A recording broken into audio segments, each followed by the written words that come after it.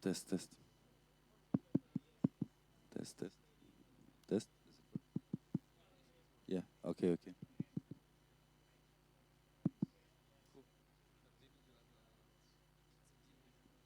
Yeah.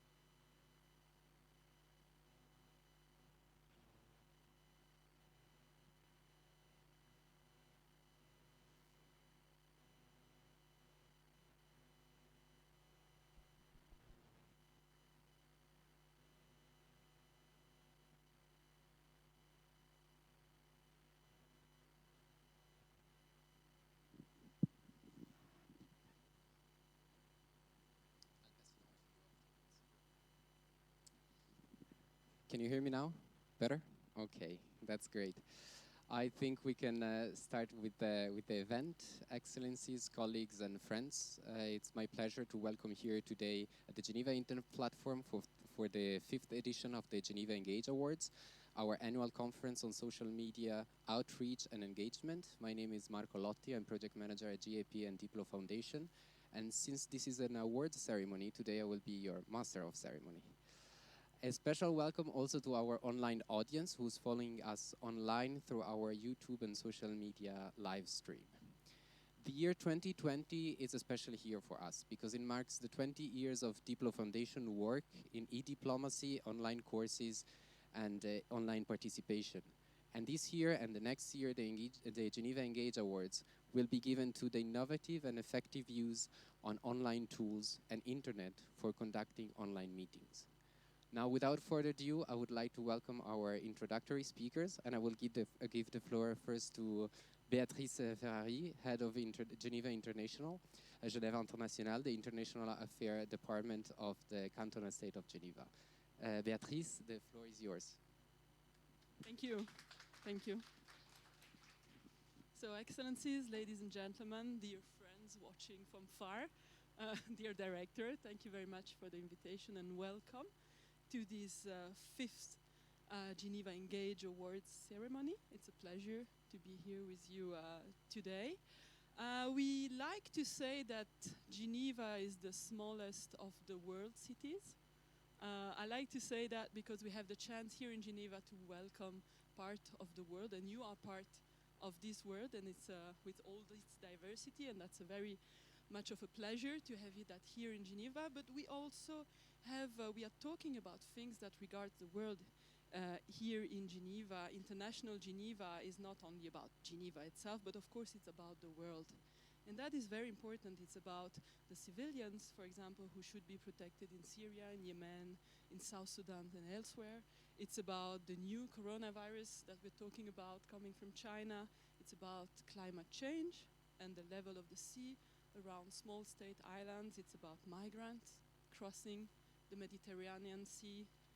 It's about the opportunities, also the challenges around artificial intelligence, around international trade or sustainable finance. After all, it's about all that is beyond the competence of one single state that is being talked about here in Geneva. And I think that because today our world is increasingly interconnected, we need more than ever a place like Geneva where this crucial conversation can take place, can happen. And one of the major challenges, I think, today is to bridge the distance.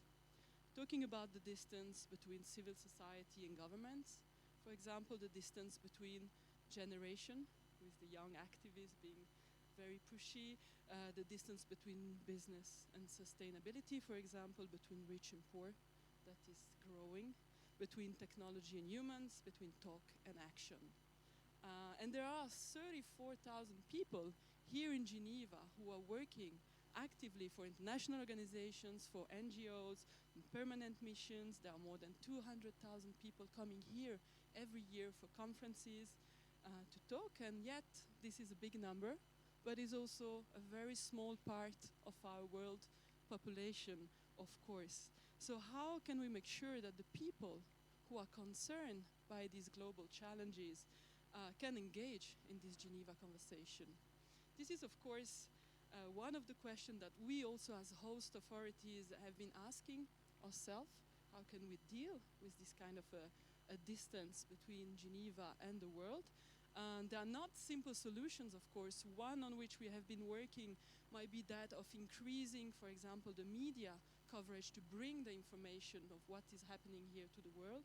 And that is why also we have recently decided to support a new media platform called Geneva Solutions. But most importantly is also how we can use digital technologies as an opportunity to bridge this distance. And in this respect, I mean, the work that the DiploFoundation has been doing for the last 20 years, and especially also the Geneva Internet Platform and the Geneva Engage Awards initiative has been very important in that respect, has been precisely that of encouraging somehow and facilitating the use of the new technologies in order to bring the stakeholders into this conversation that is happening here. And I think this is not an easy task, but is a very important one, and I want to thank you, all of you, for taking part of these great initiatives. Thank you. Thank you, Beatrice. To continue with the house remarks, I would like to introduce Dr. Johan Kurbalja, Director of DiploFoundation and Head of the Geneva Internet Platform. Thank you, Marco. Thank you, Director. Thank you, Beatrice, for great introduction. Excellencies, ladies and gentlemen, dear colleagues. I think that Beatrice introduced the key word for our discussion today, is a distance. And this distance is becoming very unique because we often perceive it as a physical distance, but there are distances which are much, much shorter, and these are distances between different communities, distances between in Geneva diplomatic, scientific, and other communities. Therefore, one of the aims of the Geneva Engage process, which has this award as an important part, is exactly to shorten those distances, especially those distances which are related to people who are not physically present here in Geneva, obviously. And when we started it based on comments from our alumni and colleagues and some of the students and colleagues who are following it online, who basically complained that they're hearing about so many important events happening in Geneva in digital policy and not being involved with it, not even hearing about it, or not even having a chance to contribute. Therefore, we started 5 years ago discussion together with the canton, with the confederation and other actors. And as we have been moving, it has been a journey. On this journey, initially it was the question of websites, social media, Pokemon and augmented reality was at one point the name of the day. And we have been reflecting what was fashionable and in vogue in particular era. One of the underlying elements which didn't come initially into the focus was online participation. Because in competition with Twitter, diplomacy, Facebook diplomacy, it wasn't very attractive. And this year we are going to focus during our panel an introduction of a new award. We will focus exactly on the online conferencing, online events and e-participation as additional tool, in addition to social media, for engagement of communities and people worldwide. This is the framing, and the overall process will be supported by research, awareness building, training and other activities, and we will outline it later on what we plan ahead of during this year in forthcoming period. According to the program, Marco, you are supposed to introduce the panel, or what we're going to do? Thank you. Ask you to stay with me here on stage while I introduce our thematic panel. The title is a bit provocative and ironic, beyond "Can you hear me?" towards effective and engaging online meetings. So please, Jovan, stay with us while I introduce our speakers and I invite them to join me on stage. Chengetai Mazango, head of the Secretariat of the Internet Governance Forum. Stefania Piagrottola, teaching assistant and PhD researcher at the University of Geneva. Arvin Kambri, my colleague from DiploFoundation. And the panel will be moderated by Jovan Kurbaljajo. I will stay here on stage. Well, I just hear from the sound engineer that you couldn't hear me. What we labeled as the discussion event is the famous sentence, which I'm sure you had to repeat quite a few times during your online encounters on Skype, WhatsApp, famous "Can you hear me?"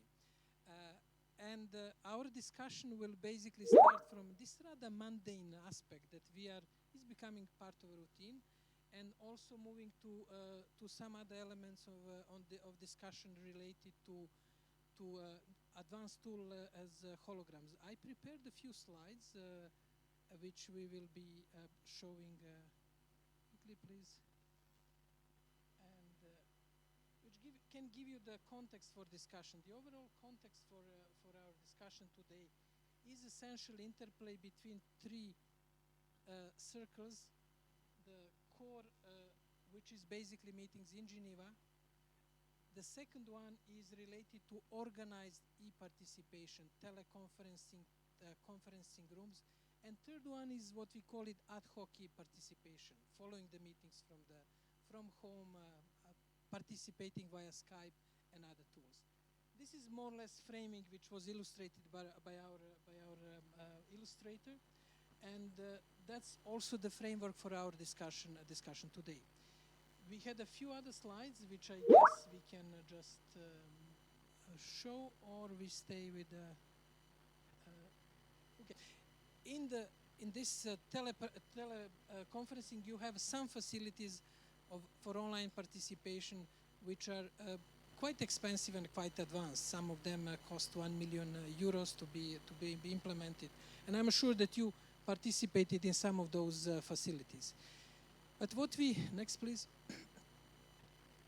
When we started our online participation, we were basically inspired by this town hall, or the town hall of square watching of the games, and realized that people, although they had TVs, I think it was the World Cup 2004 or 2005, or European Cup, I'm not sure what was happened. We realized that basically people prefer to go on the main square at that time in Plain Palais, I think this photo, and watch the game together. And that inspired the first e-participation, remote participation town hall meetings. Instead of following Internet Governance Forum, which Chengetai will tell us later on, from your home, from your room, from your mobile, people prefer to gather together in the local clubs, in the local communities, to follow discussion and then to relate it to their specific context. Next, please. Here are a few examples of remote hubs which have been used. One is local community hub in Burundi, academic hub in Serbia, government hub in Moldova, youth hub in Brazil. People gathering together, basically following Internet Governance Forum in this case, and then discussing how it relates to their local context. You're following it online, our meeting? No? Olivier? Yeah, I do. There is a streaming. It sounds the same or slightly different. Next, please. It's interesting that during the last Internet Governance Forum in Berlin, there were 3,000 participants who followed the meeting online from 111 countries. And here is the stakeholder distribution. Obviously, most of them were from the civil society, which was the civil society and NGOs are easier to pick up on these facilities. Governments, intergovernmental organization, private sector, and technical communities. And you will hear later on how it worked in practice. Next. What you've been noticing over this 20 years of the using online participation tool is that technology is relatively simple. You use technology of the day and you achieve some sort of efficiency. But what was extremely interesting is the change in the social dynamics, in the context and in the way which our illustrator presented in this way, that you basically engage in the context, social context, cultural context, which is not basically, which you cannot experience directly physically. And that element, anthropological element, is extremely interesting for the future of e-conferencing, for the future of online diplomacy. And we at the Diplo and GIP, we are focusing on doing research on it. Next. It is also changing protocol and etiquette. The level of formality, the level of engagement during the meetings, the level of chairing meetings, the level of engaging, reporting is changing. And when people ask if there are any changes in diplomacy, we have UN, we have still flags, we have the cards, the reception and other things. But changes are tectonic, and protocol and the way of communicating is often the most interesting aspect of these changes. Next. There are things to come, and one is the use of holograms, and I don't know if the new UN sort of facilities, conference facilities will have the hologram possibilities when they are open in 3 or 4 years. That we'll have to see what will happen in this context. Next. But ultimately, the question of good meetings is the question of engagement, and this is the ultimate form of disengagement. But that's the key issue: how we can make these meetings relevant, engaging, dynamic, and regardless the tools and channels that are used. And our panelists today are the best place to reflect on it, on practicalities of making meetings effective, engaging, and avoiding this situation. We may just move to some of the previous slides, which are more inspiring. Okay, yeah. Good. Now the question for three of you is very practical. If you can imagine that we have in front of us the audience who would like to implement, to use e-conferencing tools in an effective way, what are the pros and cons, and what are the lessons learned that all of you basically gathered from direct experience, mainly Chengetai and Arvin, or Stefania from your research on e-diplomacy? We'll start with Chengetai and experience from IGF, which has been one of the success stories and a pioneer in this field. Thank you very much, Johan.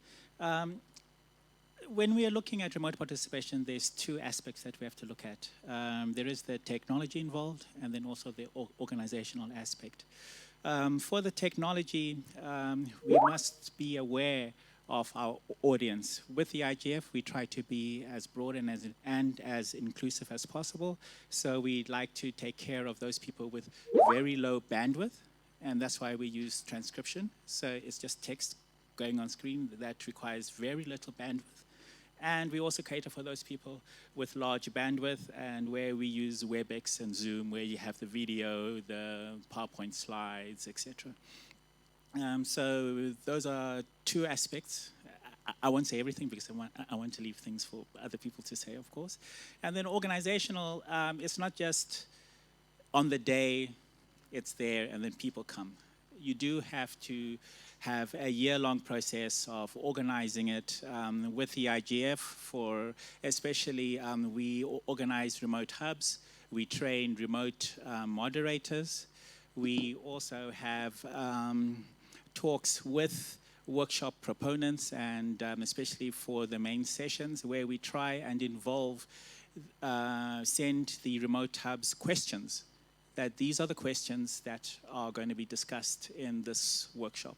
If you're interested in this workshop, here's the questions, and we will give you 5 minutes at this point and 5 minutes at this point to make an intervention if you're interested. And then we do have a rapport back and forth before the actual meeting. So those are the 2 important things.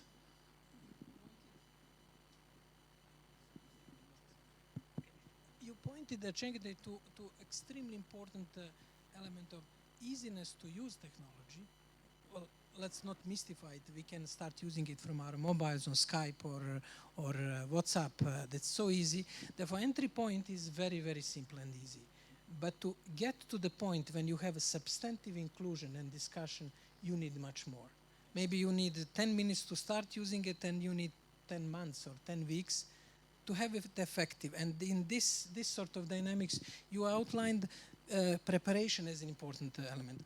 Arvin, you have been running more than 1,000 webinars. It created quite a few stressful situations, but you survived. You're today with us. What is in that element of preparation? What is the core sort of lesson or core advice that you can give us to the community? Thanks, Jon. Yes, that many online events actually can, how can I say, experience from all of it can get into the one sentence, which is organizers. You need to have online participation put into your agenda. When you're planning any kind of an event, online part of the event needs to be carefully planned, almost exactly the same as the in situ part of the event. You will plan the arrangement of seating, or you will plan other procedures as you showed up in your slide. But exactly that needs to be mirrored in an online environment.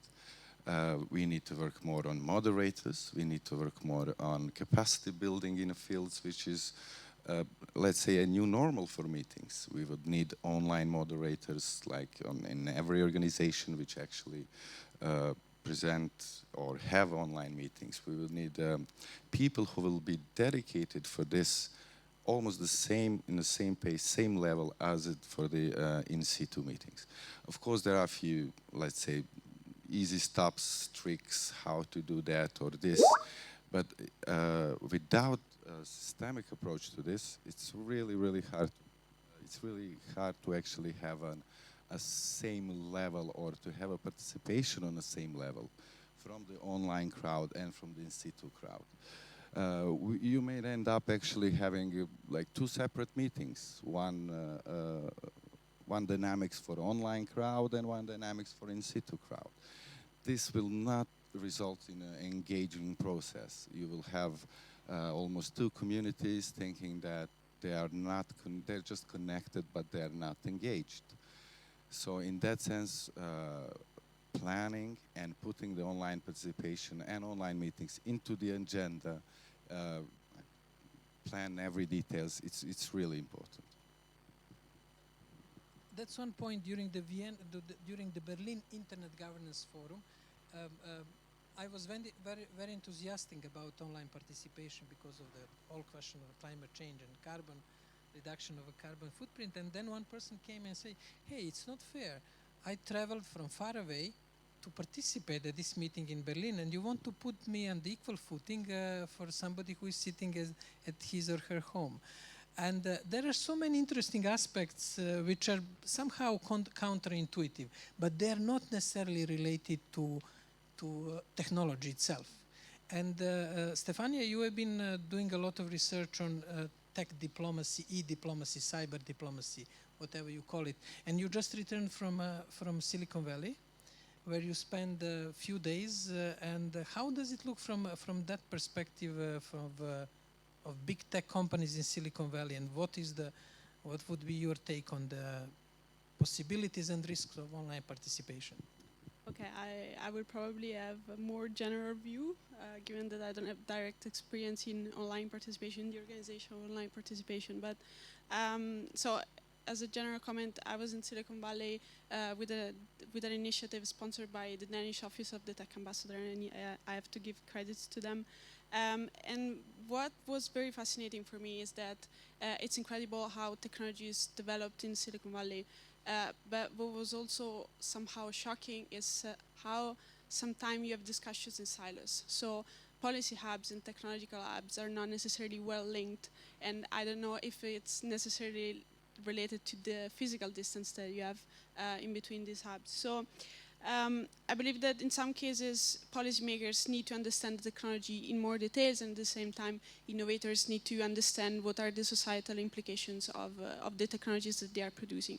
And actually, to go back to the director's words, I endorse your vision that Geneva has definitely an important role to play in bridging this gap, in trying to to restructure the motto, move fast, break things, but also try to consider what are the implications that your technologies have, and what could be, you know, the next breach of international law, and so on. So, so Geneva as a point where technology meets humanity, and Geneva as a sort of hub that bridges these physical distances. And then on the future of online participation, I believe that you need to look at the type of meetings that you're having and the type of goal that there is behind a meeting. So in the case of IGF, you have discussions, you continue to have discussions on established topics or topics that are developing. And I would say that in cases in which you don't have an actual a sort of policy outcome, it could be somehow easier, it could include, it could foster more participation. But what I've saw from my very little experience here in Geneva is that when there are negotiations in the UN, the goal of online participation is not actually not online participation, it's just broadcasting. So I believe that the key point will be understanding how to improve, how to take the most out of best practices, like the ones of the IGF, and how to improve the tools that are used by more traditional, let's say, organizations like the UN TV Live, I think UN TV Live, it's called, and try to address two main issues that I learned here in Geneva. The first one is how can you link the famous motto, don't leave the room until everybody left the room, with online participation, and how can you translate corridor diplomacy in online tools. So I think you have to look at it and try to see if new technologies can actually make this possible. If this is possible, definitely there is a big future for online participation, and probably we need something more than a static camera, just broadcasting one specific aspect of the room. And of course, virtual reality or the holograms will definitely help and make people trust more this technology and feel more comfortable in having this kind of meetings. Thank you, Stefania, for the great mapping and introducing 2 points. And please, online participants, but also in situ participants, raise your hand if you would like to make a comment on reflection from your experience in online participation. What you raise here is some sort of taxonomy of meetings. And I guess that we can have agreement in the room that you wouldn't have very delicate negotiations conducted online. Although there are some historical examples when delegations were kept in the same place, physical place, like Dayton peace negotiations, and I think end of the Vietnam War negotiations here in Geneva, they were kept in the same place but in different rooms. Therefore, they were not negotiating, but physically they were at the same venue. Therefore, this question of what type of meetings we have, what type of the political controversy, a stake in these meetings is extremely important. And you were one of the researchers of a cyber mediation project, which was a very interesting project, checking what are the possible uses of e-tools in delicate security, political, and humanitarian mediations. And more or less the finding was that it is limited, especially when it comes to very, very delicate conflicts, when you need direct human contacts. And you also raised the difference between observation and participation. And that would be interesting to hear from Arvin, from you, because recently you drew my attention to one point which I experienced with my daughter, that more and more people from young generation, they observe people how they play games, they observe people how somebody else is studying. For me it was a bit weird, but you told me that this is a trend. Therefore we can also question if the next generation, the new coming generation, is more in observer than in participation mode. Yes, that is a really interesting point. All of these services which we offer actually looking at something, like observing rather than participating, are skyrocketing nowadays, especially with younger audience. Even us in Diplo, we experience like more and more people would actually rather just look at the YouTube, not actually participate inside of the any kind of room in which you can chat or talk to each other, etc. So the rise in services like Twitch and other streaming services are basically what's happening. It's like 10,000, 100,000 people watching one person doing something. So it must be a shift, maybe a generational shift or something completely different. But it's the level of participation is actually now a bit lower than in the previous years. Even we saw that on not just an IGF and other forums, which are open to civil society, which can actually go there and make a substantial comments. They would rather just watch it, and they would rather just have an, I would say, like a close thought about that, or just one line on saying, yeah, this is fine or this is not fine. And that's it. So maybe we should work more on engaging people to how their voice is important, and their voice will be heard, and at the end we'll have in some kind of outcome of all of this participation from civil society, as we saw it on this slide. Civil society is still biggest consumer of online participation, open online participation. As Stefania mentioned, there is a few types of online meetings. So yes, observing is in a rise, contrary to participation. Good. Cengeta, you are basically running the Internet Governance Forum. In Berlin, you had 3,000 people in situ and 3,000 people online.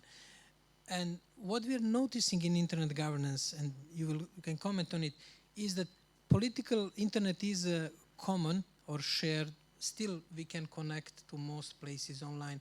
But impact of the internet is becoming very, very local and community related when it comes to economy, culture, political context. What is your experience from online participation? How people, let's say from hubs in Belgrade, Burundi, Moldova, we saw the few hubs, how they relate to discussion, and how you ensure that their voices are heard? By the way, we have to hear also comments from our online participants and to walk the talk. What are your techniques, tricks to ensure that there is this interplay and then we don't have 2 parallel or 3 or 4 parallel meetings? Yes, that's a very good question. And yes, we do still see that interests are localized. I mean, people from Africa are still very much concentrating on access issues. People in the Pacific region, it was more or less on the social media and the harmful effects of social media. And we can go around the world. In Europe, I think it was mostly security and freedom of expression. What we do is that we try and, as I mentioned before, we try and set questions so that people can think about these questions before they come into the meeting, before they join the session. And they may have prepared answers, or they can discuss amongst themselves. So they're not surprised, because sometimes it takes them much longer to form an opinion about a certain thing. So we give them questions beforehand. We also try and level the playing field, and we do have this, we call it the hand-up system, so that anybody who wants to make an intervention goes online, whether you're in the room or outside the room or online. You put in your name, and then we have your name there, and then the session moderator calls your name as it is shown. So it doesn't matter where you are, you still get the same treatment as far as interventions are concerned. And I think those are very important. And from that, we can also make an analysis to see if there is work needs to be done from people from a certain region, because we know who has spoken and who has not spoken. Yeah. You have some function in the meeting, in situ meeting, which is called a remote moderator. What is the function of a remote moderator? Well, the remote moderator is to make the connection between the on-site participation and also the remote participation. In the chat rooms, there's lots of chats going on, so the remote moderator makes that link, and the remote moderator also asks people if they have questions, and can send in texts as well if people are not sure what's going on. So the remote moderator helps people who are online participate in the meeting. Great. Who is the remote moderator here in the room? And I guess Marco was following the discussion. Marco, do we have any comments? Not for the moment. Do we have any comments, question here in the room on the type of the meetings? Ambassador Raymonds, please. Yep. Yes, good afternoon from the Swiss mission. First of all, I would like to congratulate you for organizing this event. I think it's extremely important, and as Madame Fleury mentioned, especially here in Geneva. I would like to mention 3 points. The first one is in terms of carbon emissions. We have been able, when I say we, with the University of Geneva, to measure the difference between online conference and in-situ conference. And the result is really impressive. If you take 1 day for UN conference with 200 participants, if you make it online, you can reduce carbon footprint by 95%. So I think it's really an excellent contribution if it can be made. Now I come to the second point, how it can be made. In my view, I think we should invent a new type of online conferencing. Online conferencing cannot just be filming a conference. It should be something completely different. If you take the example with movies, when we started to make movies, it was just filming a theater. And we quite rapidly discovered that this was basically a silent movie. And we invented cinema, and it's completely different from theater. So somehow we have to invent a new type of conferencing that is online, but is also in situ, to mix the two and to make the interaction. And this is something to be invented. And the third point is access. I mean, we as government, basically we have access to no online conferencing because we have a firewall, and basically when you would like to be participate, you are cut. So you can basically see the image, but as soon as you would like to be interactive, it doesn't work because of security, we cannot do it. And this is a major problem. As a government, they would like to chat and to discuss together. We are out of the game. If you are in civil society, you can do it.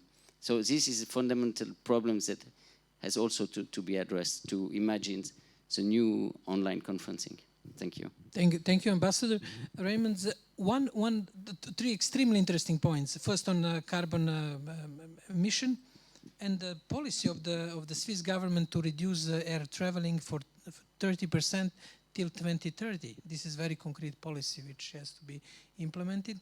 Well, we'll have to make diplomats and all of us involved in the meeting, if not actors, at least exposed to some theater studies to make it more engaging and interesting, the presentation, and to look more as a film, not just a recording of the theater plays.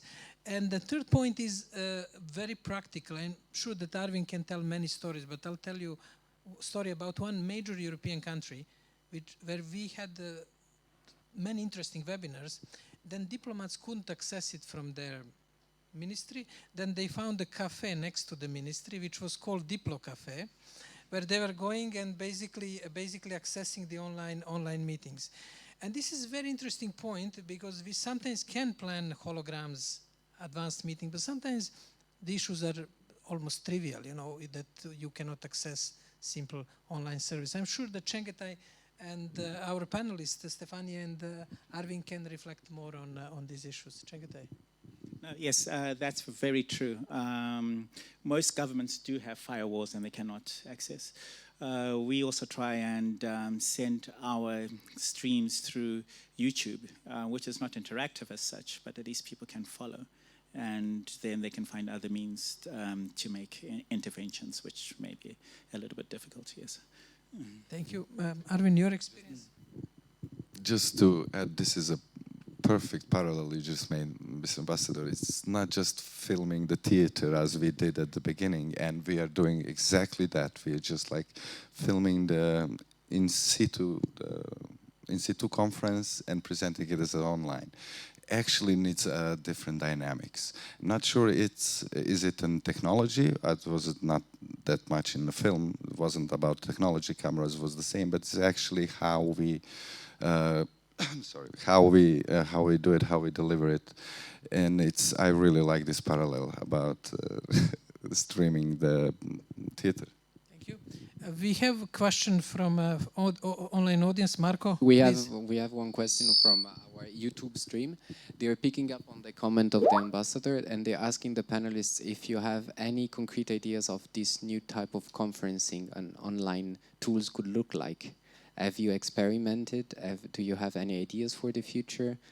Something more concrete. No, it's a great question for the closure of this short panel on mapping the online conference and online participation.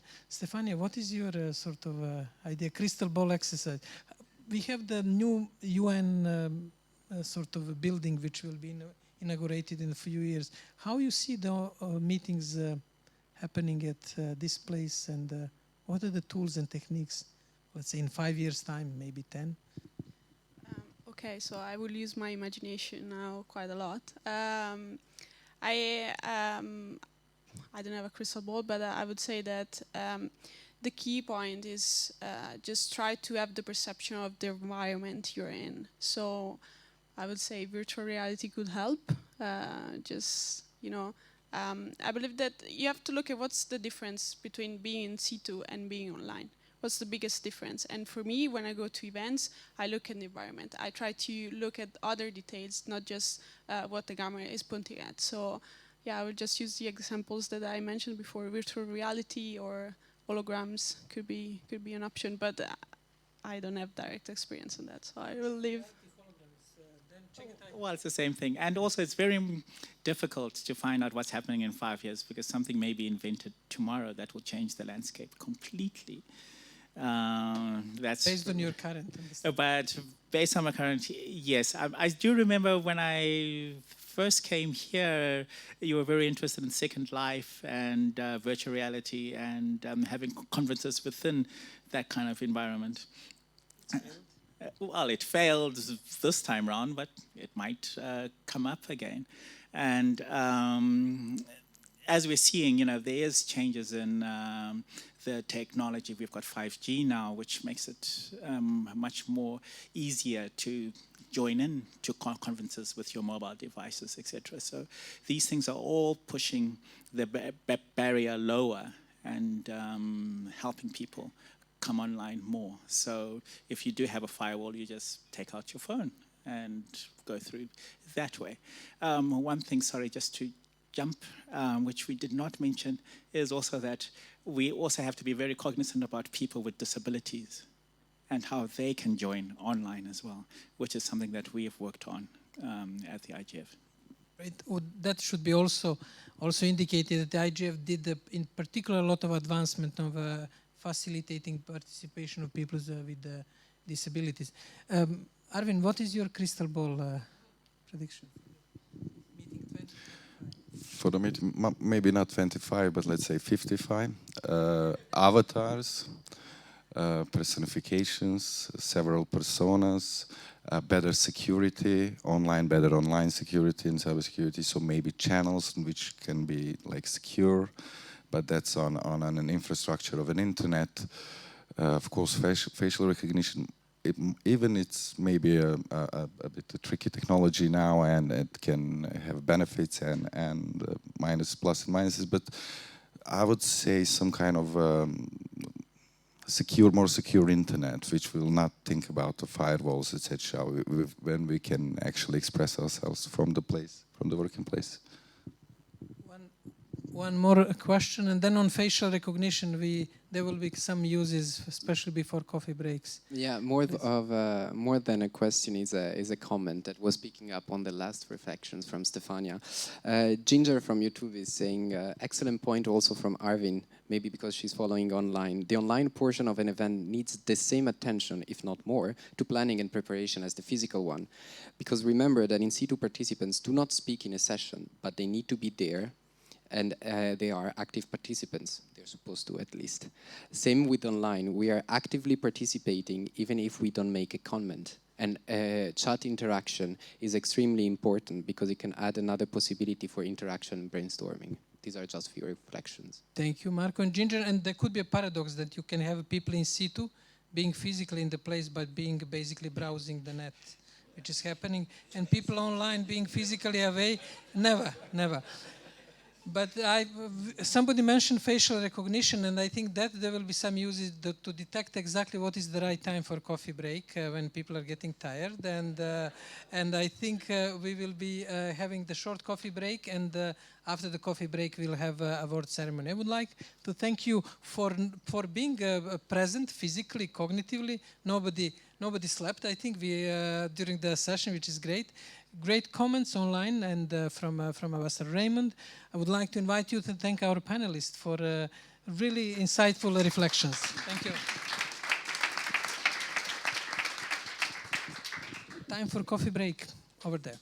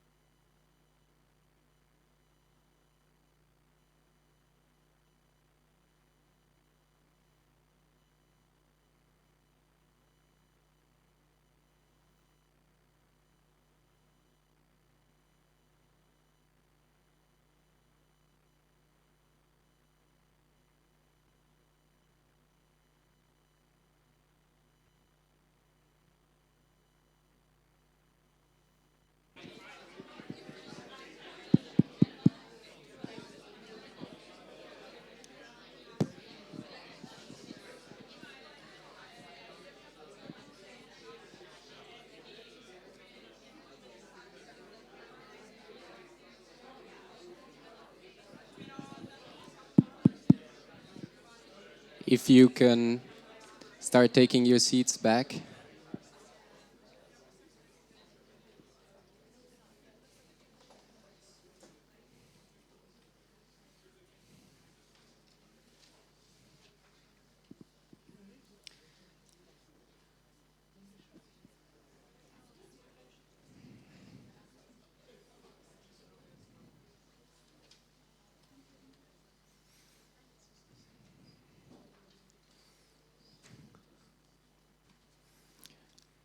I'm sorry to interrupt this social moment, but we will have time also to mingle afterwards. I think we can continue with the more ceremonial part of the event. Before the break, some of you may be wondering why we had a panel on e-participation, and I briefly mentioned at the beginning this year, as of this year, Geneva Engage will also look at the interaction and the e-participation tools for people who are not in situ attendees. And speaking exactly on e-participation, I would like to welcome Beatrice and Jovan to award the Internet Governance Forum honorable recognition.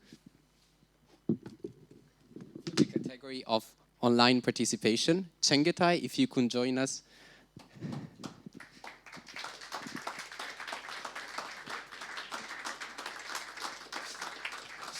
Madame. Vous pouvez vous mettre à côté si vous préférez. 2 in 1, yeah. Yes.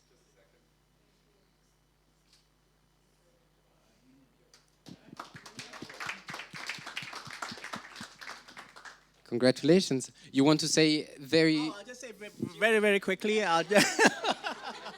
First of all, I'd like to start by thanking my mother. No. Thank you very much for this recognition for the IGF Secretariat and the IGF Secretariat staff.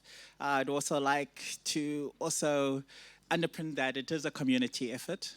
It's not just the IGF Secretariat. We learn from each other. We learn from Diplo.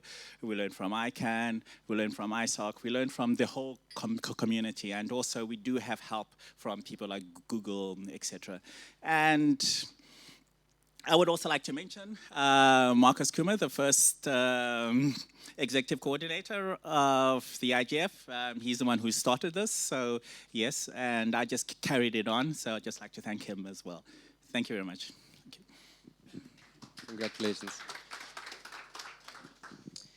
Online and e-participation tools aside, this is still Geneva Engage, and the core of the award is social media engagement, and that is why I would like to welcome on the stage Diplo's head of data team, George Jancic, who will tell us a little bit more about the analysis and the methodologies that is behind the award. George, please. Your Excellencies, ladies and gentlemen, dear colleagues, my name is George Jancic, and I'm the head of data team in DiploFoundation. I came from the magical land of Excel, data sheets, spreadsheets, and data. Magical only to few of us crazy enough to deal with that. And in the next couple of minutes, it will be my job to shortly explain the methodology behind the award. In a world of modern communications, we are bombarded with the enormous amount of data. Whether it is social media data, news, emails, instant messaging, it is a torrent of information that we are processing on a daily basis. And making senses of this abundance of information is the challenge for any data team, including ourselves also. And the core idea is to try to give it some context and transform it and create some type of storyline around it in order to wider audience to understand what the pure data is, because the pure data has no context. If we say we had, for instance, Diplo last year, we had more than 400 participants in their online courses. That number by itself doesn't mean a lot. But if I combine it with information that, for instance, we saved more than 800 tons of carbon dioxide, reduced the footprint, that's more information. If I say, okay, it is a roughly amount of 300,000 trees, which is needed to convert that amount of CO2 in a year. Okay, that's another piece of information and a story that we can understand. And I finish it all because it is 4 times the size of Geneva Botanical Garden. So what we did, we created a story from that enormous amount of data by adequate context, it became information. So this year, making that meaningful information and arranging it and trying to present it to other audience, this year was no different than the previous year.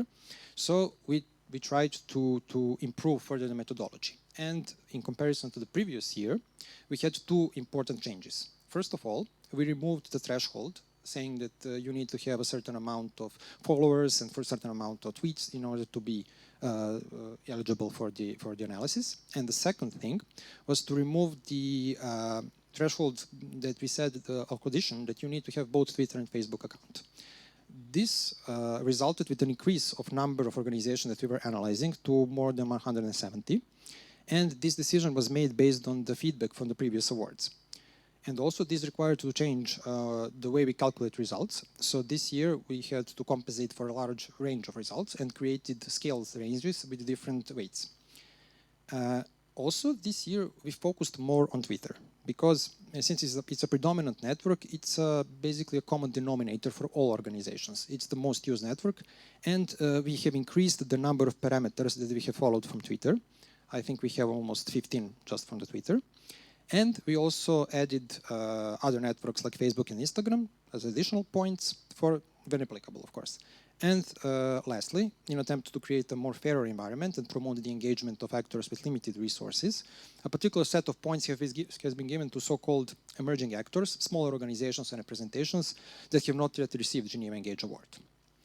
And we have almost 20 different parameters that we have analyzed, and they can be divided in a couple of different categories. Size of an account, then we have engaging content, for instance, average number of mentions per tweet, average number of links per tweet, active engagement, how much retweeting and commenting from that account happened, then effective engagement, how much retweets, comments, and favorites of the content itself, and the growth. So those are the main segments that we looked at and analyzed for more than 170 organizations. And at the end, I will try to keep it as short as possible.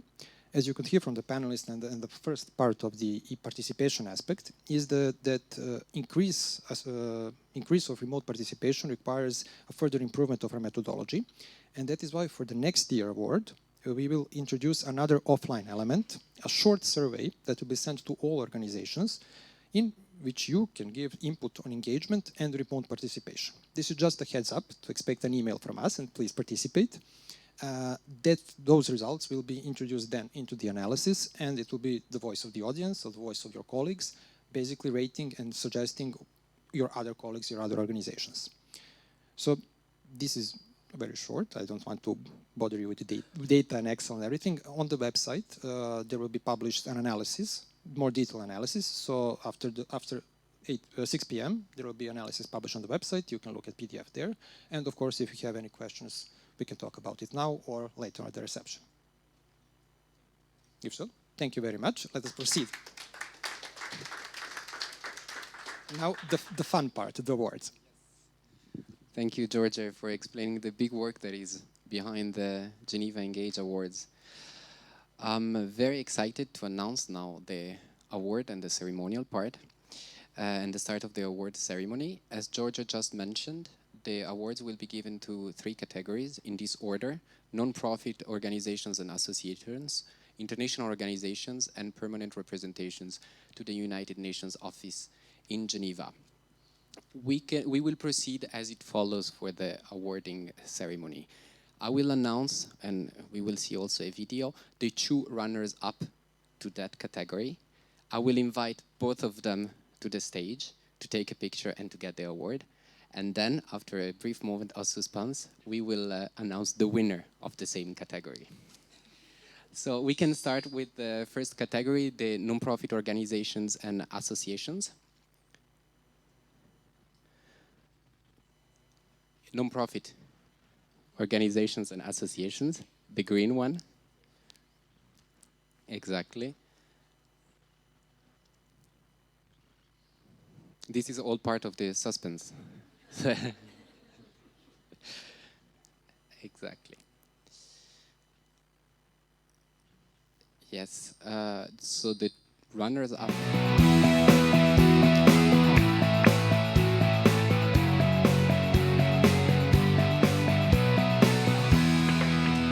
speakers.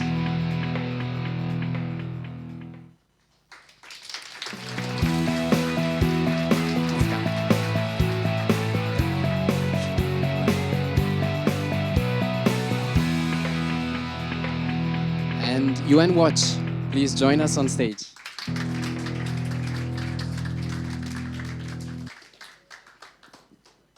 Congratulations. Slightly here so you don't have the light on your, yes.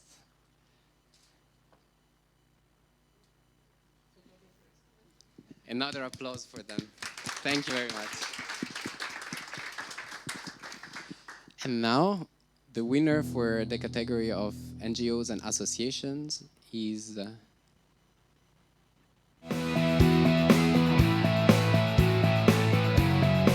New Humanitarian.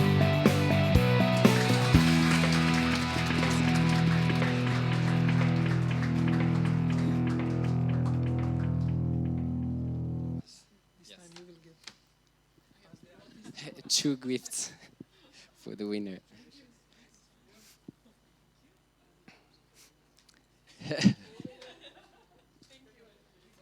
One per hand.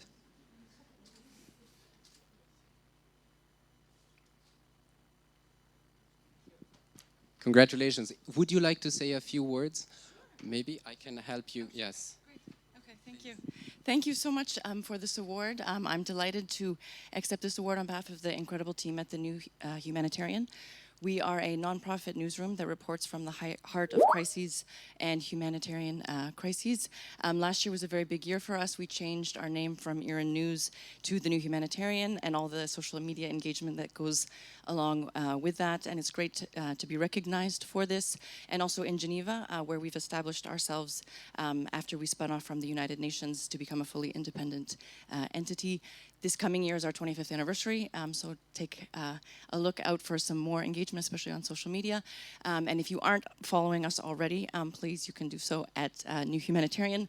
And thank you to our readers and our donors. And finally, if you aren't reading us, you should check out our website today, thenewhumanitarian.org, because we have an article or an investigation on internet security, as we have an investigation about a major hack on a major institution in Geneva. Leave it to you to take a look. Thank you. Thank you and bravo.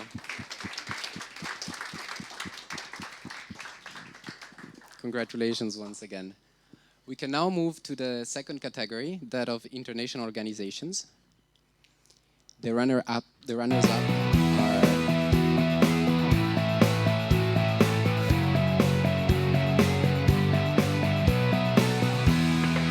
OHCHR and the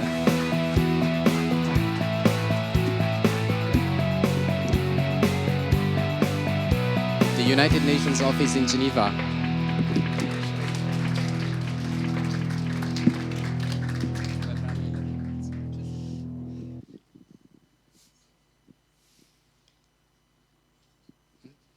Yes, it would be nice. It's easier, yes. Thank you. Well done.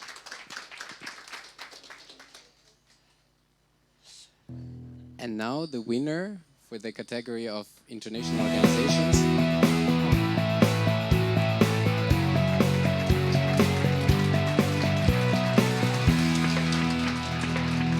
UNHCR.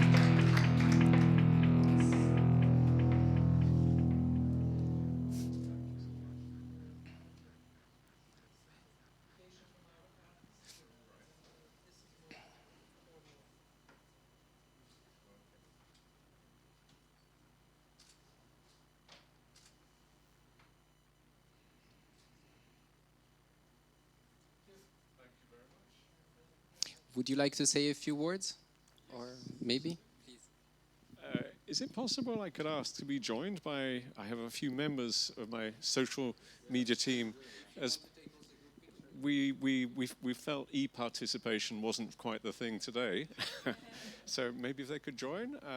We have, just to introduce ourselves, my name is Adrian Edwards. I'm the head of communications at the moment at UNHCR. We have really a team that's across the world, but here today, Mahek, who's from our New York office, Sylvie, Sophia, and our head of team, Gisela Lomax, here, and I'm not sure he's here in the room, but our overall head of content, Chris Reardon, who some of you may know is here too. I did have a written speech of a whole bunch of things to say on this. I think it's somehow inappropriate, just other than to say a couple of things that we've learned, and we're so grateful for this award. So I would start with thanks to you, all of you, for recognition of the fantastic work that we feel we're working amidst, that our team members are working in. We have found very much that geographic diversity is vitally important for us. It was touched on a little bit earlier, but the difference of being in different parts of the world. We have a team here in Geneva reaching out to the world. We have New York, as I mentioned, we have London, but we've also, I was chatting to Mahek, when Mahek goes on holiday for us to India and we'll be tweeting or putting messages out from India, we suddenly see a peak in our South Asia audience. So being in the right place and the right time seems to be a big factor in this. I won't take long. UNHCR is a human rights organization, so ultimately for us, our communications is about trying to influence people and trying to promote action. So the work we do with engagement, looking at sentiment, engagement rates, is vitally important. The last thing I will just say to you, as there's so much we could speak about on this, and I'd really love to hear your views, but maybe that's for afterwards. But we've done increasing work with refugees themselves, the people who we're in the business of trying to help, involving them in social media, trying to bring them to the heart of what we do. It's hard work. There's issues of getting people comfortable working in that environment, also protecting them against some of the more hostile interactions we get. But we're finding it really is paying off. It's bringing the most important people to us into the heart of what we do, in a way we want to grow and we think is meaningful, and we hope will become much more so. Thank you hugely to you all.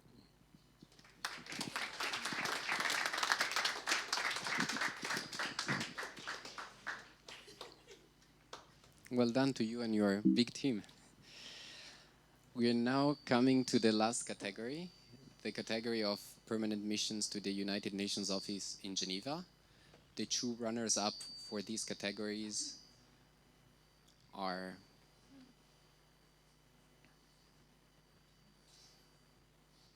with a little bit of more suspense.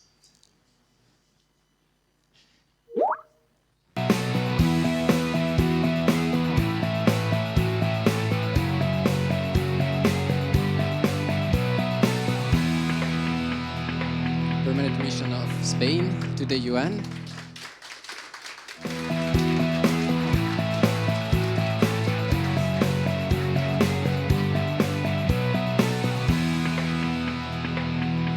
And permanent missions of France.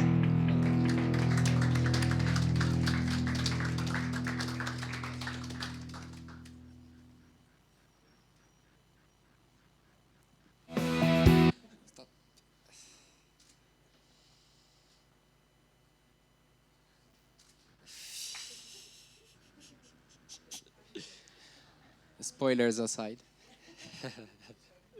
Nothing happened.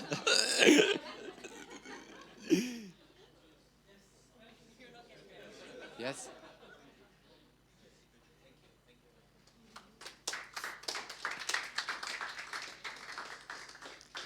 And now, with a big surprise, the winner for the category of permanent representations is Norway.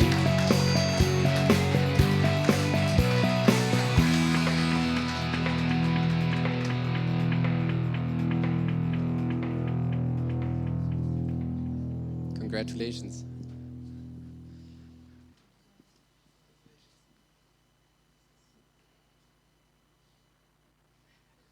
If you can stand on the left, yes.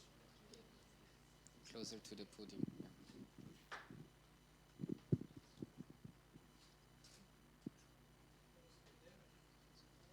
Okay.